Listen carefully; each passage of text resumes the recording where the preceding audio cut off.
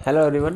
Last lecture में हमने photo electric effect, उससे रिलेटेड ग्राफ्स, उनकी explanation, when classical physics fails and how modern physics explain it, ये सब आपको एक्सप्लेन कर दिया। उसके बेसिस पर जो फोटो इलेक्ट्रिक लॉज दिए गए थे वो भी आपको बता दिए हैं। अब हम चलते हैं थोड़ा सा नेक्स्ट कि आइंस्टीन ने इसको कैसे एक्सप्लेन किया। वैसे बता चुका हूँ मैं सारी चीज़ें, तो अब सब कुछ आसान होने वाला है। ठीक है, तो आपके पास नेक्स्ट है आइंस्टाइन फोटो इलेक्ट्रिक इक्वेशन। भाई स्पेलिंग देख लेना, मेरे को एग्जैक्ट याद नहीं है। फोटो इलेक्ट्रिक इक्वेशन, ठीक है, आइंस्टीन फोटो इलेक्ट्रिक इक्वेशन। और ये आपके पास इंपॉर्टेंट टॉपिक है, यहाँ से न्यूमेरिकल आ जाता है आपके पास। ठीक है, आइंस्टीन फोटो इलेक्ट्रिक इक्वेशन से न्यूमेरिकल आ जाता है और बिल्कुल आसान आता है, कोई दिक्कत नहीं है। डायरेक्ट फार्मूला बेस आपके पास आता है। दो ही फार्मूले, 2 या 3 ही फार्मूले बनते हैं आपके पास घुमा फिरा के। वैसे कर चुके हैं इसको हम। ठीक है, तो एक बार दोबारा से बता देता हूँ। यहाँ पर आपके पास ये क्या बोलता है, आपके पास कोई मेटल सरफेस है, जब उस पर कोई रेडिएशन इंसिडेंट होती है तो मान लो उसकी एनर्जी है आपके पास E=h²।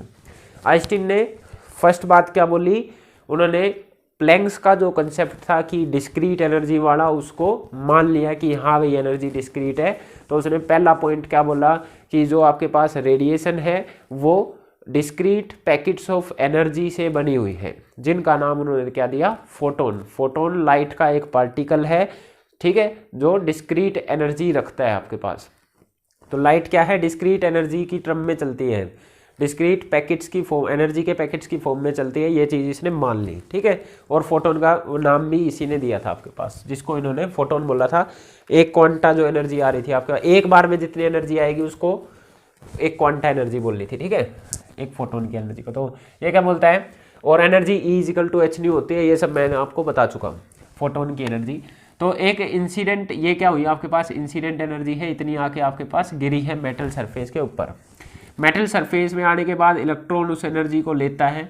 इलेक्ट्रॉन उसको लेने के बाद इसके वर्क फंक्शन को कुछ क्लियर करने में, अपना कर्जा चुकाने में कुछ एनर्जी को दे देता है और फिर वहाँ से निकल के आता है। अगर इसके पास और एक्स्ट्रा एनर्जी बची, जितनी आई थी उसमें से कुछ तो इसने वर्क फंक्शन क्लियर करने में लगा दिया, अगर और एक्स्ट्रा एनर्जी बच गई तो ये उसको लेकर भाग जाता है आपके पास। ठीक है, उसको लेकर भाग जाता है। तो एनर्जी कंजर्वेशन अगर हम लगाए तो इनिशियल एनर्जी और फाइनल एनर्जी आपके पास बराबर होगी। इनिशियल एनर्जी और आपके पास फाइनल जो एनर्जी है ये आपके पास बराबर होनी चाहिए। ठीक है, फाइनल एनर्जी और शुरुआत में जो एनर्जी थी ये आपके पास बराबर होनी चाहिए, ये इसने बोला आपके पास। ठीक है, तो यहाँ पर क्या होगा, इनिशियल एनर्जी कितनी आई थी, h/ν के बराबर, h/ν के बराबर। ये तो शुरुआत में बस इतनी एनर्जी थी, फोटोन के पास एनर्जी थी आपके पास। बाद में क्या हुआ, इसने आने वाली एनर्जी का कुछ हिस्सा तो इलेक्ट्रॉन ने वर्क फंक्शन क्लियर करने में लगा दिया। वर्क फंक्शन भी एक तरीके की एनर्जी है, it is the minimum energy required to eject out an electron, है ना, प्लस और बाकी की बची हुई एनर्जी को लेकर ये अपना काइनेटिक एनर्जी में ले गए आपके पास। इस काइनेटिक एनर्जी को मैक्सिमम काइनेटिक एनर्जी बोलते थे, ये मैं आपको बता चुका हूँ। ठीक है, ओके। तो यहाँ से अगर मैं काइनेटिक एनर्जी निकालना चाहूँ, काइनेटिक एनर्जी मैक्सिमम निकालना चाहूँ, तो ये क्या बनेगी आपके पास, h/ν माइनस का φ0। ठीक है, ये यही बस आपके पास आइंस्टीन फोटो इलेक्ट्रिक इक्वेशन है, वो कुछ भी नया नहीं है इसमें। ठीक है, ये कुछ ऐसा है, देखो जैसे मान लो खो खो का खेल होता है ना, खो खो देखा होगा सभी ने, है ना, उसमें क्या रहते हैं आपके पास, ऐसे एक टीममेट्स आपके पास बैठे रहते हैं। तो आपके पास मान लो कोई बाहर से आके खो देता है आपके पास, तो उसको लगा लो फोटोन। ये एक फोटोन आया, इसने इसको खो दे दी। ठीक है, जैसे इसको खो देता है तो होता क्या है, एक्चुअली खेल में क्या होता है, ये उस खो की वजह से यहाँ से उठता है और भाग लेता है इधर उधर आपके पास, है ना। तो इलेक्ट्रॉन्स वहाँ पे एक्चुअली में खेल में क्या होता है, जब आपके पास खो देने से ये उठता है, खो देने से वो बच्चा उठता है, तो उसकी जगह पे इसको बैठना होता है। ठीक है, वो बच्चा दूसरा जो जिसने खो दिया है वो उधर आके बैठ जाता है। पर इधर क्या है आपके पास, फोटोन के पास मास नहीं होता आपके पास, तो फोटोन इसकी जगह बैठ नहीं सकता। तो यहाँ पर बैठने की जगह एक्चुअली में क्या हो रहा है, जब ये बच्चा बैठा था तो यहाँ इसके पास इस पर कुछ कर्जा था, या बोल लो इसकी कुछ एनर्जी थी उस प्लेस पर जब ये बैठा था। तो ठीक है, जब तक इसको उतनी एनर्जी नहीं मिलेगी तब तक ये यहाँ से नहीं जाता। तो जो ये फोटोन जो खो देने आया आपके पास, आप सभी को पता है इसका टीममेट है, तो खो देगा तो ये उठ सकता है, मतलब इसके पास इनफ एनर्जी है उसको उठाने के लिए। तो जैसे इसने खो दिया तो एक तरीके से इसने उतनी एनर्जी तो इसको दे दी जितना ये प्लेस ले रहा था, ठीक है, उतनी एनर्जी दे दी और बाकी बची हुई एनर्जी को लेकर ये भाग गया आपके पास। तो कुछ ऐसा ही हो रहा है, एच न्यू फ्रीक्वेंसी डालनी थी, उसमें से फाई नॉट उस प्लेस की एनर्जी रिक्वायर्ड है उसकी जगह पे बैठने के लिए, उसकी जगह जो गई है ना उसको कंपनसेट करने के लिए जो एनर्जी रिक्वायर्ड है वो तो फाई नॉट, और बाकी बची एनर्जी को लेकर वो भाग गया, काइनेटिक एनर्जी मोशन की वजह से जो एनर्जी होती है ना। तो कुछ ऐसा हुआ है, तो इससे समझ लो, या कर्जे वाला जो एग्जांपल दिया था आपको उससे समझो, बस ये इक्वेशन ये बनेगी, initial energy is equal to final energy, इसी को बोलते हैं आइंस्टीन फोटो इलेक्ट्रिक इक्वेशन, ठीक है। अब इसमें थोड़ा सा इसकी वजह से कैसे उसने लॉज को एक्सप्लेन करा ये बता देते हैं, इसको थोड़ा सा और देखें। काइनेटिक एनर्जी मैक्सिमम क्यों होती है मैं आपको लास्ट लेक्चर में बता चुका हूँ, ठीक है। मैक्सिमम क्योंकि भाई एच न्यू गिरी है, फाई नॉट उसमें से घटाया जो उसने वो कर्जा चुका के आया है, जो उस प्लेस की एनर्जी उस जगह पे रहने के लिए उसके पास जो पोटेंशियल एनर्जी थी वो दे के आया। इसके अलावा मैंने इसमें कोई भी दूसरे इलेक्ट्रॉन्स के साथ कोलिजन वोलिजन कोई भी एनर्जी लॉस कंसीडर नहीं करा है, तो इसलिए ये मैक्सिमम है। अभी इतना तो देना पड़ता ही है, इतना आया ही था इसके पास, तो इसमें से इतना ही घटाया मैंने, और कोई लॉस घटाया ही नहीं, तो इस टाइम पे ये मैक्सिमम है, ठीक है। तो एच न्यू और आपको वर्क फंक्शन का फॉर्मूला मैंने बताया था, ये होता है आपके पास h nu naught is the threshold frequency, याद है ये न्यू नोट क्या था आपके पास, थ्रेशोल्ड फ्रीक्वेंसी। और ये आपका कैसे आया था फॉर्मूला, क्योंकि आपने वर्क फंक्शन को डिफाइन करा था, it is the minimum energy required to just eject out the electrons, तो उस टाइम पे जस्ट इजेक्ट आउट के लिए इलेक्ट्रॉन्स के लिए आपको थ्रेशोल्ड फ्रीक्वेंसी डालनी पड़ती है, ठीक है। यहाँ से आप काइनेटिक एनर्जी मैक्सिमम को लिख सकते हैं, एच को ले लो, अंदर बचेगा न्यू माइनस का न्यू नोट, ठीक है, ये बच गया। इन्होंने फर्स्ट लॉ को एक्सप्लेन करा कैसे, आइंस्टीन ने इसकी हेल्प से फर्स्ट लॉ को एक्सप्लेन करा, देखिए कैसी है। इसको एक्सप्लेन करने के लिए फर्स्ट लॉ था आपके पास, जब तक थ्रेशोल्ड फ्रीक्वेंसी से ज़्यादा फ्रीक्वेंसी नहीं डालते तब तक आपके पास इलेक्ट्रॉन इजेक्ट नहीं होते, ये था आपके पास। तो देखते चेक करते हैं, अगर frequency falling frequency threshold frequency से कम है, फॉलिंग फ्रीक्वेंसी थ्रेशोल्ड फ्रीक्वेंसी से कम है, थ्रेशोल्ड ज़्यादा है, तो काइनेटिक एनर्जी जो आपके पास आएगी एच इंटू में न्यू माइनस का न्यू नोट जो होता है, मैं बोल रहा हूँ कि ये बड़ी है तो आपके पास नेगेटिव साइन वाली बड़ी है, तो काइनेटिक एनर्जी कैसी आ गई, नेगेटिव। और आपको पता होना चाहिए काइनेटिक एनर्जी कभी नेगेटिव नहीं होती, तो ये तो पॉसिबल ही नहीं है, काइनेटिक एनर्जी नेगेटिव नहीं हो सकती, तो मतलब कि इस पर आपके पास एमिशन भी पॉसिबल नहीं है, ये इक्वेशन ही नहीं बनती आपके पास, है ना। तो नो एमिशन पॉसिबल, क्योंकि काइनेटिक एनर्जी नेगेटिव नहीं हो सकती, तो कोई एमिशन नहीं होगा।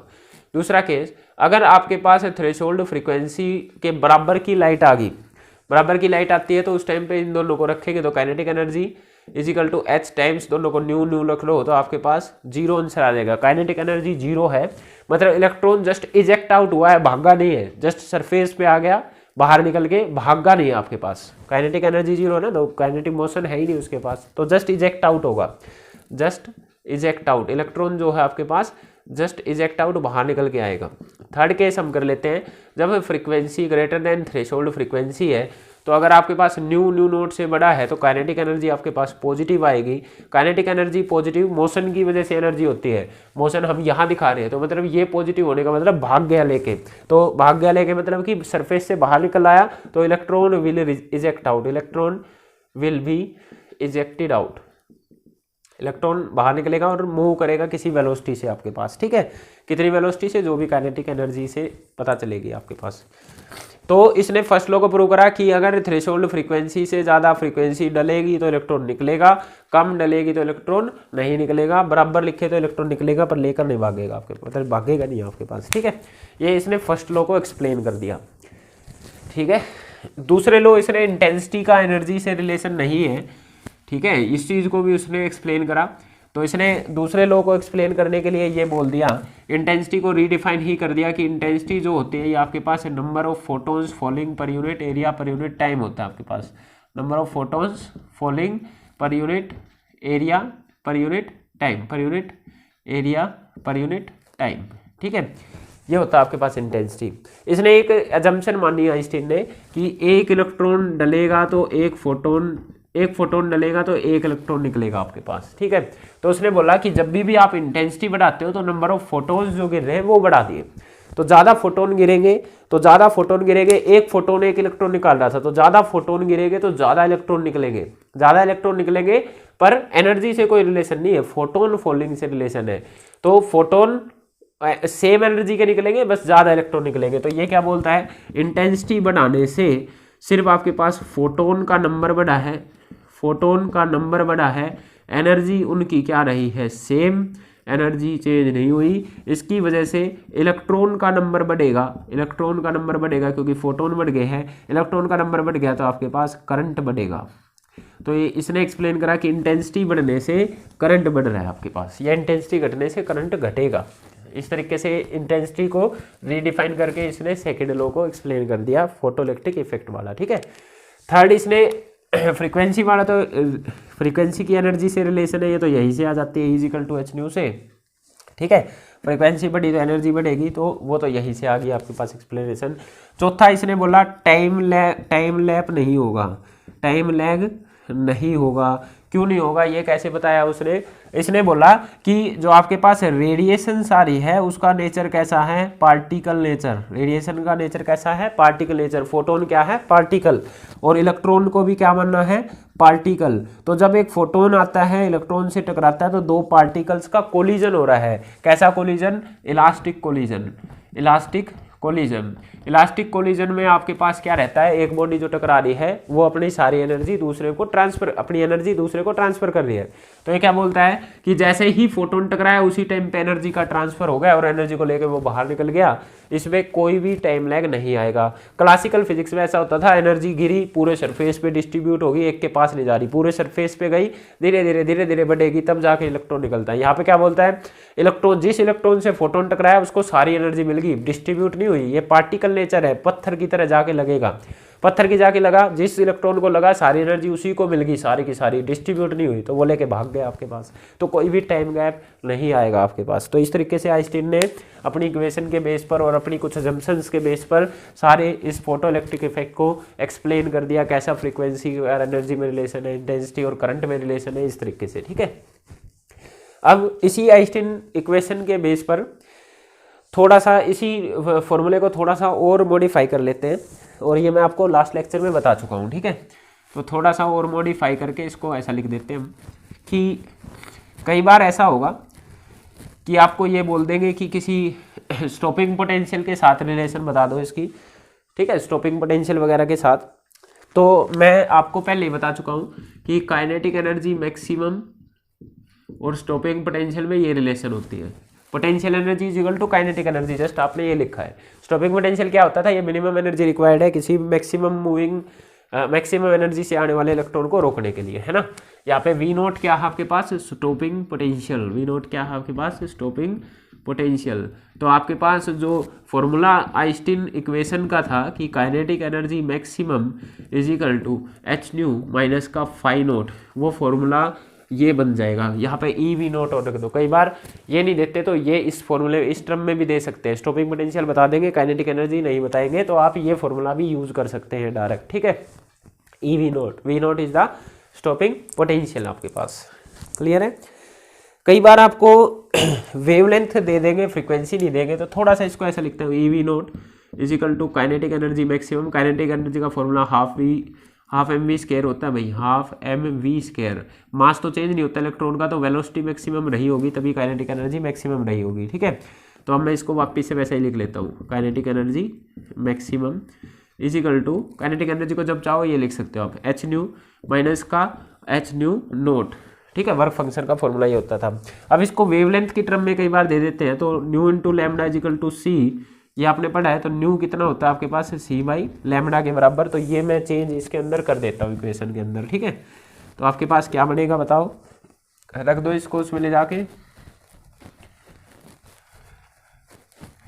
तो वेवलेंथ की टर्म में फॉर्मूला बन जाएगा। तो ये कोई दिक्कत नहीं है आपको, ये फॉर्मूले तो आप अपनी तरफ से भी बना सकते थे, बस जस्ट इंटरचेंज ही तो कर रहे हो चीज़ों को, जो आपको पहले से ही पता है वही सब कर रहे हो। तो ई V naught is equal to kinetic energy maximum is equal to h nu को आपने लिखा सी बाई लैम्डा माइनस का एच न्यू नोट को मैंने बताया आपको थ्रेशोल्ड वेवलेंथ भी होती है आपके पास, तो सी बाई लैम्डा नोट आएगा।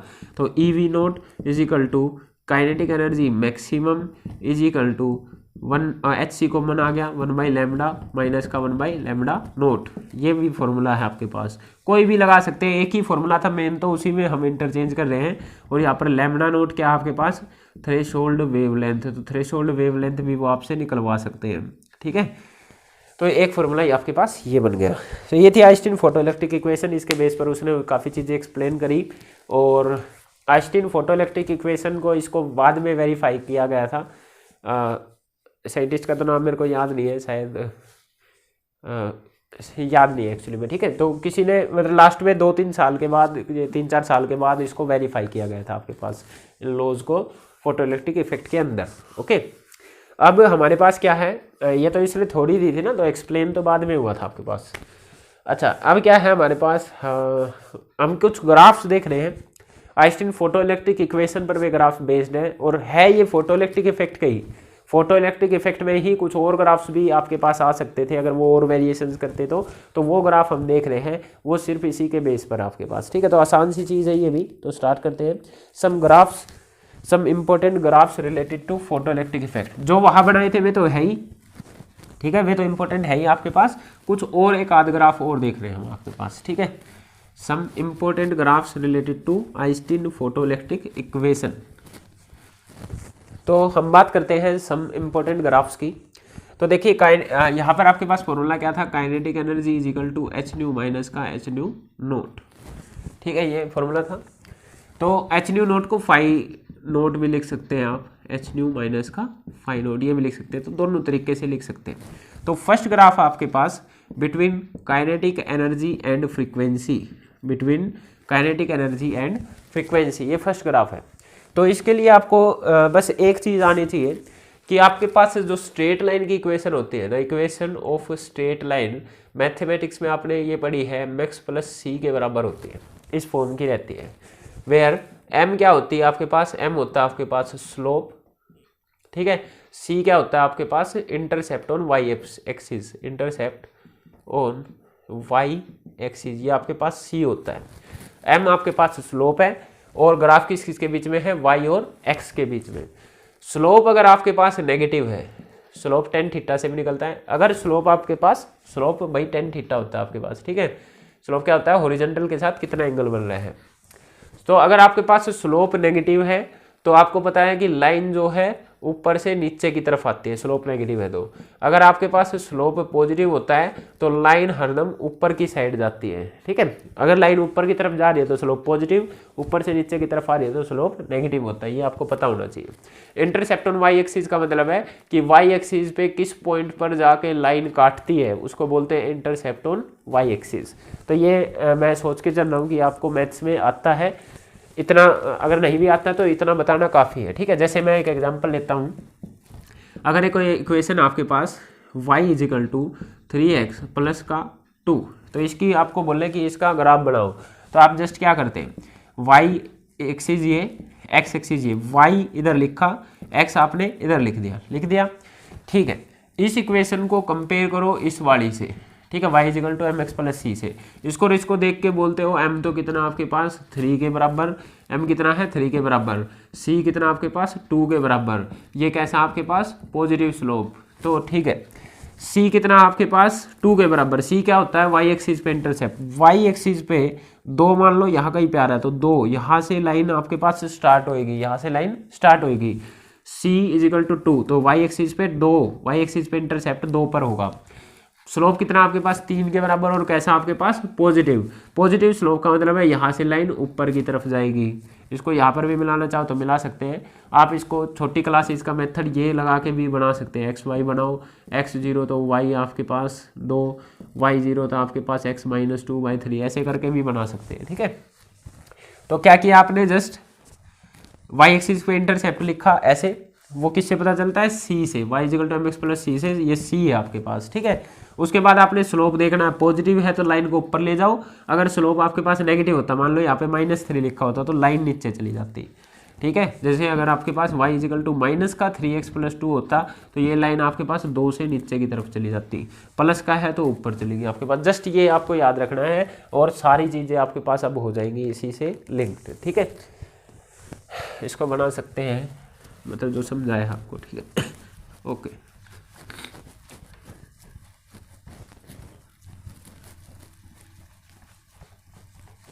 ठीक है, इसको देखते हैं। ये काइनेटिक एनर्जी और फ्रीक्वेंसी के बीच में ग्राफ है। मैं ले लेता हूँ काइनेटिक एनर्जी को वाई एक्सिस पर, फ्रीक्वेंसी को मैं ले लेता हूँ एक्स एक्सिस पे। ठीक है, तो मैं इस इक्वेशन को, मेरे को पता है ये इक्वेशन होती है, मैं इसको कंपेयर करता हूँ, comparing with y is equal to m x plus c. वाई की जगह कौन है काइनेटिक एनर्जी, एम की जगह कौन है भाई, एक्स की जगह कौन है फ्रीक्वेंसी, फ्रीक्वेंसी ये दिख रही है भाई, फ्रीक्वेंसी दिख रही है। तो आप बोलेंगे कि फ्रीक्वेंसी की जगह कौन है न्यू, एक्स की जगह कौन है न्यू, एक्स की जगह कौन है न्यू, एक्स की जगह फ्रीक्वेंसी है, वाई की जगह काइनेटिक एनर्जी है। तो एक्स के जो आगे लिखा है वो क्या होता है, एक्स के आगे जो क्या लिखा होता है वो क्या होता है स्लोप। यहाँ पे फ्रीक्वेंसी के आगे कौन लिखा है एच, ठीक है, यहाँ पे लिख दिया मैंने एच प्लस सॉरी माइनस का क्या लिखा हुआ आपके पास फाई नोट। तो सी की वैल्यू कंपेयर करोगे, सी की value minus phi naught, X की वैल्यू न्यू, एम की वैल्यू एच। तो इन दोनों को कंपेयर करके आपने बोला कि वाई तो है काइनेटिक एनर्जी, एक्स है आपके पास फ्रीक्वेंसी, इन दोनों को कंपेयर करके स्लोप है आपके पास, इसको और इसको कंपेयर करो एच के बराबर प्लैंक्स कांस्टेंट के बराबर, और आपके पास सी जो है इसको और इसको कंपेयर करो तो वो प्लस का ये माइनस का, तो माइनस का phi naught is the slope work function. Important graph है आपके पास। देखिए ग्राफ कैसे बढ़ेगा, पहले आप चेक करें कि वाई एक्सिस पे इंटरसेप्ट किधर है, माइनस का फाई नोट, माइनस वैल्यू है, वाई एक्सिस नेगेटिव किधर होता है नीचे की तरफ, तो यहाँ कहीं पे आएगा ये आपके पास माइनस का फाई नोट आ गया। ठीक है, उसके बाद आपके पास स्ट्रेट लाइन तो है ही, y equal to m x plus c straight line होती है। स्लोप चेक करो, स्लोप है एच के बराबर, एच क्या होता है आपके पास प्लस का नंबर है, एच अगर प्लस का नंबर है तो स्लोप पॉजिटिव है, स्लोप पॉजिटिव है तो स्ट्रेट लाइन ऊपर की तरफ जाएगी, ये ग्राफ बनेगा, स्ट्रेट लाइन ऊपर की तरफ जाएगी, ये ग्राफ बनेगा काइनेटिक एनर्जी वर्सेस फ्रीक्वेंसी का। इसका जो स्लोप है मतलब कि अगर ये जो थीटा होगा इसका टेंजेंट थीटा अगर मैं निकाल दूं तो ये क्या देता है आपको प्लैंक्स कांस्टेंट, और एक्सपेरिमेंटली ऐसे ही फाइंड आउट किया गया था प्लैंक्स कांस्टेंट 6.64 इंटू 10 की पावर माइनस 34 जूल सेकेंड इसकी वैल्यू रहती है। ठीक है, इस ग्राफ का स्लोप निकालना होता है जस्ट आपको, change in y divided by change in x. Okay, तो kinetic energy versus frequency graph का स्लोप क्या देता है याद रखेंगे प्लैंक्स कांस्टेंट। ठीक है, उसका वाई एक्सिस पे इंटरसेप्ट, काइनेटिक एनर्जी वाले एक्सिस पर इंटरसेप्ट क्या देता है वर्क फंक्शन। वर्क फंक्शन यहाँ पे ग्राफ किधर मिल रहा है, कई बार आपको ऐसा बोल देंगे कि ये पॉइंट आपके पास माइनस का 13.6 इलेक्ट्रॉन वोल्ट। ठीक है, आपसे पूछा कि इसका वर्क फंक्शन बता दो कितना है, तो यही तो है वर्क फंक्शन, और वर्क फंक्शन पॉजिटिव होता है ध्यान देना, तो इसको प्लस का लिख देना। ओके, तो वर्क फंक्शन डायरेक्ट पता चल रहा है ग्राफ से, इधर जो लाइन लगी होगी वही वर्क फंक्शन है। ठीक है, अच्छा अब ये पॉइंट पर कहाँ पर मिली लाइन आके ये भी देख लेते हैं, ये पॉइंट पर कहाँ पर आके मिली लाइन ये भी आपके पास देख लेते हैं। तो ये क्या आपके पास एक्स एक्सिस था, एक्स एक्सिस पे वाई जीरो होता है, सबको पता है एक्स एक्सिस पर वाई जीरो होता है, वाई कौन है काइनेटिक एनर्जी। तो अगर मैं इस इक्वेशन में वाई को जीरो कर दूं, काइनेटिक एनर्जी को जीरो कर दो, क्योंकि आप बोलोगे एक्स एक्सिस के ऊपर वाई आपके पास जीरो होता है, मतलब कि यहाँ से इससे रिलेट करो तो y पे कौन है काइनेटिक एनर्जी, काइनेटिक एनर्जी को जीरो पुट करो इन इक्वेशन 1, काइनेटिक एनर्जी को जीरो करो तो zero is equal to h nu minus का फाई नोट, यहाँ से फाई नोट आ गया आपके पास एच न्यू के बराबर। ठीक है, तो आपके पास फाई नोट तो क्या होता है H into new note, work function H into new note, H से एच कैंसिल, तो न्यू किसके बराबर आया न्यू नोट के बराबर, न्यू फ्रीक्वेंसी किसके बराबर आई न्यू नोट के बराबर। ठीक है, तो जहां पर ये ग्राफ एक्स एक्सिस को फ्रीक्वेंसी एक्सिस को टच कर रहा है वो क्या देता है आपको थ्रेशोल्ड फ्रीक्वेंसी।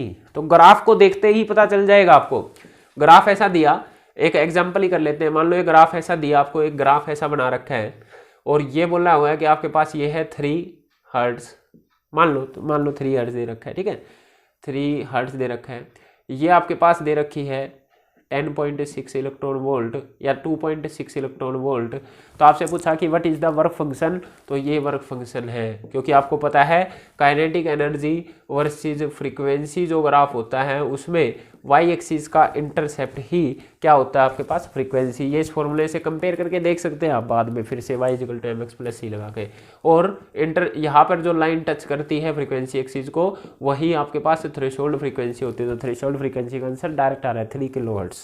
आपके पास ग्राफ था फर्स्ट ग्राफ, और y equal to m x plus c अगर आपको आता है तो सारे ग्राफ बन जाएंगे, आसान से है। ठीक है, ओके।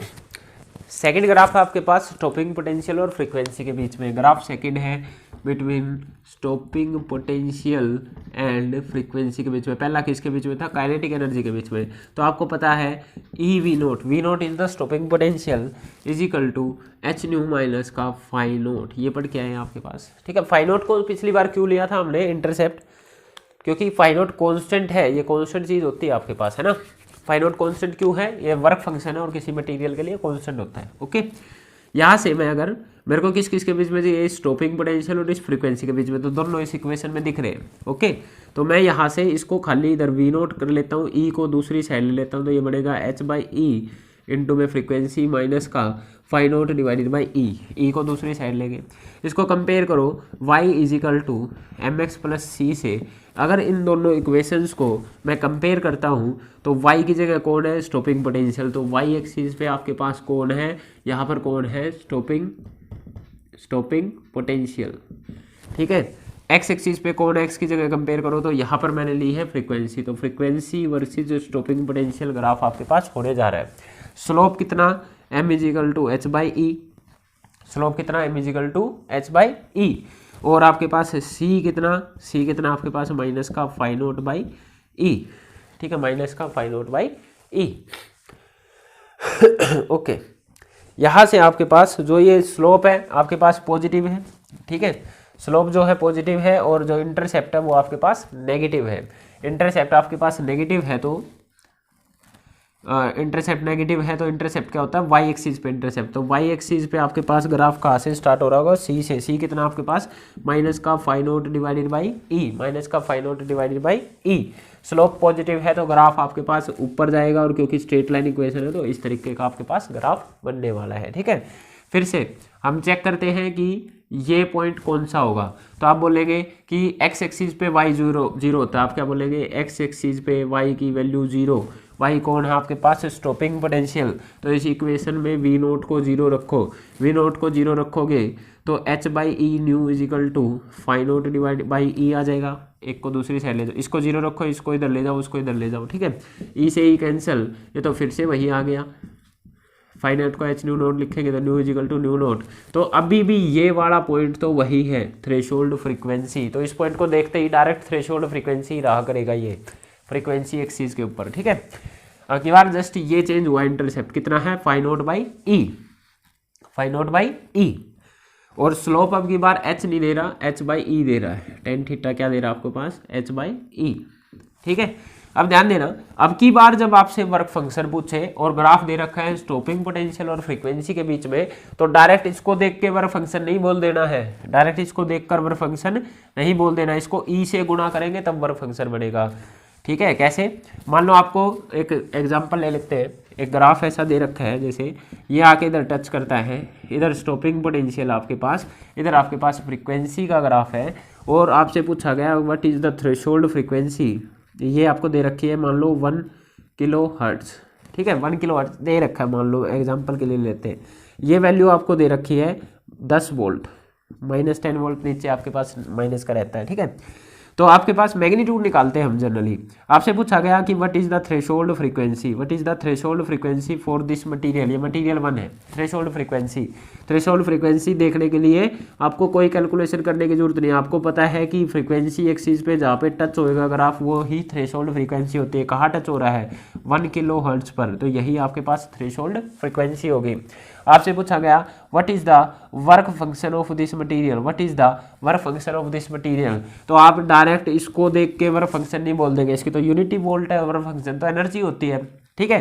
तो आपने याद है कि वर्क फंक्शन डिवाइडेड बाई ई होता है ये चीज़। आप बोलेंगे कि वर्क फंक्शन जो होगा, आपको इसको देख के आप क्या बोलेंगे? ये क्या आपके पास work function divided by e is equal to minus का 10 वोल्ट माइनस माइनस, तो आपके पास फाई नोट जो आएगा वो इस वोल्टेज गुणा में ई, ठीक है। तो फाई नोट जो आपके पास आएगा इस 10 को ई से गुणा करेंगे तब आएगा आपके पास, ठीक है। ई इलेक्ट्रॉन का चार्ज है जो कि होता है 1.6 इंटू 10 की पावर माइनस 19 गुलाम। तो आपके पास आ गया ये 1.6 इंटू 10 की power minus 18 electron volt, sorry energy आपके पास जूल में रहेगी क्योंकि वो कूलम्ब्स में है। तो ये आपके पास वर्क फंक्शन आ गया। तो आपको इसको देख के डायरेक्ट इसको नहीं लिख देना, आपकी बार ई से गुणा करके लिखना है, क्योंकि वोल्टेज है, वोल्टेज इंटू चार्ज करेंगे, पोटेंशियल इंटू चार्ज करेंगे, तभी एनर्जी आपके पास आएगी। ये था आपके पास सेकंड ग्राफ स्टॉपिंग पोटेंशियल और फ्रीक्वेंसी के बीच में। अब इसी में थोड़ा सा और चेंज करता हूँ मैं। आपको दो मेटल दे दी, आपको दो मटेरियल दे दिए, दो मटेरियल दे दिए। ये मटेरियल 1 था, ये मटेरियल 1 था, एक मटेरियल 2 और है, एक का वर्क फंक्शन कुछ है, एक का वर्क फंक्शन कुछ है। तो आपके पास ग्राफ किस तरीके का रहेगा ये आपको निकालना है, ठीक है। तो आप देखते हैं आपके पास कैसा रहेगा।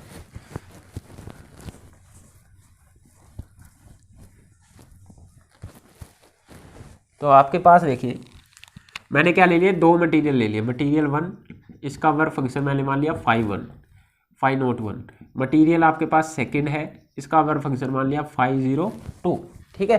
तो इनके लिए आप ग्राफ बनाएंगे और मैं बोल देता हूं कि मान लो 502 इज ग्रेटर देन 501। भाई वर्क फंक्शन तो सबका अलग अलग रहता है, तो एक का ज़्यादा होगा, एक का कम होगा। तो आपके पास ग्राफ रहेगा तो ऐसा, पहले का ग्राफ ऐसा आ गया, ये मैंने माना लिया मटीरियल 1 के लिए, ठीक है।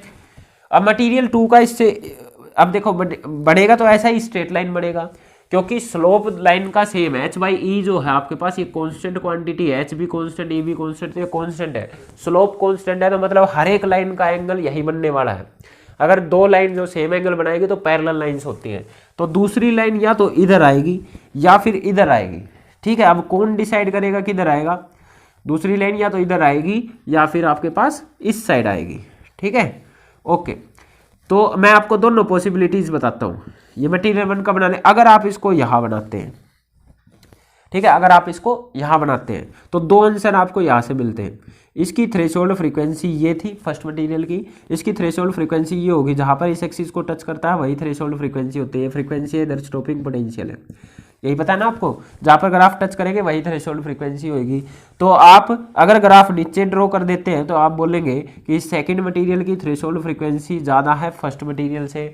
अगर थ्रेशोल्ड फ्रीक्वेंसी ज़्यादा है तो आप सभी को पता है कि वर्क फंक्शन जो होता है वो तो थ्रेशोल्ड फ्रीक्वेंसी इनटू में h होता है आपके पास। तो आप क्या बोलेंगे, थ्रेशोल्ड फ्रीक्वेंसी जिसकी ज़्यादा उसी का वर्क फंक्शन ज़्यादा। तो आप बोलेंगे सेकंड मटेरियल का वर्क फंक्शन फर्स्ट से ज़्यादा है, और ये दे भी रखा है सेकंड का ही ज़्यादा है, तो ग्राफ आपका यही आएगा और पैरेलल लाइन बनेगी, ठीक है। यहाँ से पैरेलल बनाना एकदम, यहाँ से ऐसे पैरेलल लाइन, तो ये आपके पास ग्राफ नीचे ही आएगा। अगर आप ऊपर बना देते तो ऊपर का मतलब होता है इसकी फ्रीक्वेंसी कम है, थ्रेशोल्ड फ्रीक्वेंसी कम है, थ्रेशोल्ड फ्रीक्वेंसी कम है तो इसका वर्क फंक्शन कम है, पर क्वेश्चन में वर्क फंक्शन ज़्यादा दे रखा है, तो यहाँ नहीं बनेगी लाइन, नहीं इधर बनेगी आपके पास। ये आपके पास मटेरियल सेकंड का ग्राफ आ गया, ये इसकी थ्रेशोल्ड फ्रीक्वेंसी, ये इसकी थ्रेशोल्ड फ्रीक्वेंसी, ये इसका वर्क फंक्शन डिवाइडेड बाई ई था, ये इसका वर्क फंक्शन डिवाइडेड बाई ई है आपके पास, ठीक है। तो इस तरीके से आपके पास ग्राफ जाएगा, डिफरेंट मटेरियल का पैरेलल रहेगा। जिसका वर्क फंक्शन जितना ज़्यादा वो आगे तक बनता चला जाएगा पैरेलल लाइंस, जिसका कम है वो पीछे बनता चला जाएगा, ठीक है। ये था आपके पास second graph, third graph, third क्या सेकंड ही था ये आपके पास, ठीक है, ओके। नेक्स्ट ग्राफ है आपके पास फ्रीक्वेंसी एंड करंट, ठीक है। नेक्स्ट ग्राफ है आपके पास फ्रीक्वेंसी एंड करंट के बीच में, थर्ड ग्राफ फ्रीक्वेंसी और करंट के बीच में, ओके बना लेते हैं। ओके तो आपको फ्रीक्वेंसी यहाँ दे रखी है और करंट इधर दे रखा है। तो मेरे को ये बताओ कि क्या फ्रीक्वेंसी चेंज होने से करंट चेंज हो रहा था? फ्रीक्वेंसी वाले ग्राफ याद है ना, फ्रीक्वेंसी वाले में करंट सेम था, स्टॉपिंग पोटेंशियल अलग था, क्योंकि फ्रीक्वेंसी बढ़ाने से एनर्जी बढ़ती है तो फास्ट मूविंग इलेक्ट्रॉन्स को रोकने की ताकत भी बढ़ानी पड़ेगी। तो स्टॉपिंग पोटेंशियल तो बढ़ रहा था, पर फ्रीक्वेंसी बढ़ाने से number of photons falling change नहीं हो रहे, नंबर ऑफ फोटॉन्स उतने ही फॉल हो रहे हैं। अगर नंबर ऑफ फोटॉन्स उतने ही फॉल हो रहे हैं तो इलेक्ट्रॉन उतने ही निकलेंगे, इलेक्ट्रॉन उतने निकलेंगे, तो करंट के साथ फ्रीक्वेंसी की कोई रिलेशन नहीं थी, ठीक है। तो ध्यान दो, जब फ्रीक्वेंसी जीरो मतलब इंसिडेंट लाइट की फ्रीक्वेंसी जीरो, तो क्या कुछ करंट हो सकता है? नहीं, करंट हो ही नहीं सकता, क्योंकि एक कंडीशन है कि जब तक थ्रेशोल्ड फ्रीक्वेंसी से बराबर या इससे ज़्यादा नहीं डाल देते हो तब तक आपके पास करंट नहीं बनता है आपके पास, है ना, यही थी ना कंडीशन। तो जीरो फ्रीक्वेंसी पे कोई करंट नहीं होगा, zero frequency zero current, frequency थोड़ी सी बढ़ाई करंट जीरो, फ्रीक्वेंसी थोड़ी और बढ़ाई, करंट जीरो, फ्रीक्वेंसी थोड़ी और बढ़ाई, करंट जीरो, बढ़ाते बढ़ाते एक कंडीशन ऐसी आएगी कि फ्रीक्वेंसी आपके पास थ्रेशोल्ड फ्रीक्वेंसी के बराबर हो जाएगी। थ्रेशोल्ड फ्रीक्वेंसी पे बराबर होते ही आपके पास इलेक्ट्रॉन निकलेंगे, ठीक है, इलेक्ट्रॉन निकलेंगे और आपके पास दूसरी साइड थोड़ी सी इससे ज़्यादा करते ही आपके पास इलेक्ट्रॉन मूव करने स्टार्ट करेंगे दूसरी साइड, जिसकी वजह से करंट बनता था फोटोइलेक्ट्रिक इफेक्ट में, ठीक है। करंट बनेगा और करंट एक इवेंचुअली आपके पास मैक्सिमम वैल्यू ले लेता है, तो करंट मैं जीरो से इवेंचुअली आपके पास एकदम से कोई वैल्यू ले लेगा आपके पास मैक्सिमम, जिसको आप सैचुरेशन वैल्यू बोलते थे, ठीक है। तो करंट थ्रेशोल्ड फ्रीक्वेंसी पे पहुंचते ही उससे थोड़ा सा बढ़ाने लगोगे तो करंट आपके पास अपनी 10⁻⁹ सेकंड के बीच में ही एक मैक्सिमम वैल्यू ले लेगा, ले ली। उसके बाद फ्रीक्वेंसी बढ़ाओगे, फ्रीक्वेंसी बढ़ाओगे तो फ्रीक्वेंसी का करंट से कोई रिलेशन नहीं है, करंट डिपेंड करता है इंटेंसिटी पे। इंटेंसिटी चेंज करोगे, number of photons falling change होगा, इलेक्ट्रॉन ज़्यादा निकलेंगे, करंट बढ़ेगा।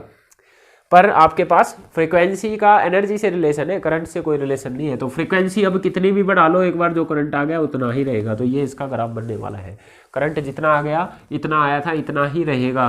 थ्रेशोल्ड फ्रीक्वेंसी पे एक बार जितना निकल आया, इलेक्ट्रॉन जितने निकल आए उतने ही निकलेंगे, क्योंकि फोटोन तो उतने ही गिर रहे हैं ना आपके पास, जैसे ज़्यादा एनर्जी होने से क्या हो रहा है। तो ये था आपके पास नेक्स्ट ग्राफ। इसके बाद ग्राफ आपके पास क्या है भाई, ये ग्राफ है आपके पास इंटेंसिटी एंड स्टॉपिंग पोटेंशियल के बीच में, ठीक है। नेक्स्ट ग्राफ आपके पास intensity and stopping potential. Okay, यहाँ पर हमको यहाँ पर क्या ले रखा है, इंटेंसिटी ले रखी है, यहाँ पर क्या ले रखा है आपके पास, स्टॉपिंग पोटेंशियल ले रखा है। तो इनके बीच में ग्राफ, क्या इंटेंसिटी और स्टॉपिंग पोटेंशियल में कोई रिलेशन थी? नहीं थी, कोई भी रिलेशन नहीं थी। क्यों नहीं थी? क्योंकि इंटेंसिटी को क्लासिकल में सोचा गया था कि एनर्जी से रिलेटेड है, यहाँ पर इससे एनर्जी से कोई रिलेशन नहीं थी। अगर आपको याद हो, ग्राफ बिल्कुल स्टार्टिंग में फोटोइलेक्ट्रिक इफेक्ट में करा था, तो ग्राफ आपके पास ऐसे जाके सबका आपके पास यहाँ से सेम आ रहा था, डिफरेंट इंटेंसिटीज पे आपके पास स्टॉपिंग पोटेंशियल सेम आ रहा था। तो स्टॉपिंग पोटेंशियल इंटेंसिटी चेंज होने से चेंज नहीं हो रहा, क्योंकि इंटेंसिटी चेंज होने से करंट चेंज होता है, सिर्फ आपके पास फोटोन फॉलिंग चेंज होता है। तो स्टॉपिंग पोटेंशियल आपके पास हर एक इंटेंसिटी के लिए उतना ही रहना। इंटेंसिटी चाहे जीरो हो, चाहे जीरो तो मतलब क्या, इंटेंसिटी 1 2 मतलब कितनी इंटेंसिटी कर लो, इंटेंसिटी कितनी भी डालो, स्टॉपिंग पोटेंशियल की वैल्यू आपके पास सेम रहने वाली है, ठीक है। ये था आपके पास नेक्स्ट ग्राफ। लास्ट ग्राफ आपके पास करंट और इंटेंसिटी के बीच में, ठीक है, करंट और टाइम के बीच में, इंटेंसिटी नहीं, करंट और टाइम के बीच में। तो छोटा सा ग्राफ है, आपको बताया ना, करंट धीरे धीरे बढ़ता है और फिर आपके पास मैक्सिमम लेता है। करंट टाइम जीरो तो करंट भी जीरो, यहाँ पे करंट ले लेते हैं, इधर टाइम जीरो तो करंट भी जीरो, फिर करंट आपके पास एक बार तो ऐसा लीनियर बढ़ता है और फिर आपके पास कॉन्स्टेंट हो जाता है। तो यहाँ तक आपके पास 10⁻⁹ सेकंड के आसपास ही टाइम बीतता है। तो इतने टाइम में जाके फिर आपके पास करंट जो है कॉन्स्टेंट हो जाता है।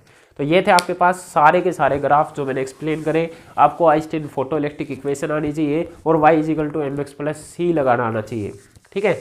उससे बेस पर आप सब ग्राफ बना सकते हैं, ठीक है। ओके, अगर कोई भी डाउट हो तो आप मेरे को कमेंट सेक्शन में बता सकते हैं। That's all for today.